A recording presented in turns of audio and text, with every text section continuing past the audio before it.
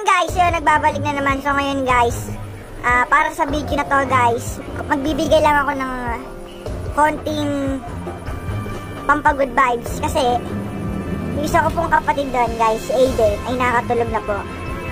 Tapos guys, ito na po yung magiging pagkakataon natin para makakiss sa kanya. Kasi tuwing gising siya, napakalikot niya guys, puro na lang laro.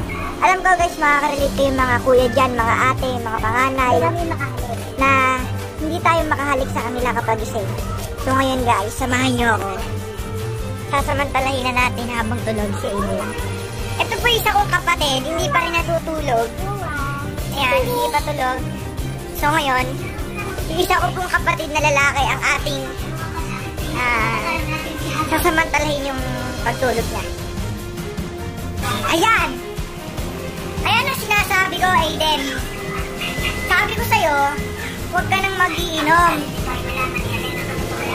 At sabi ko, tigilan mo na yung pag-iinom mo, Aiden.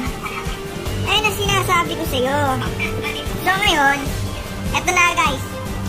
Kikisan na kita ng marami. Dahil tuwing gising ka, napakasuplado mo, ayaw mo magpakiss. So ngayon guys, eto na guys. Eto na, kikisan na kita.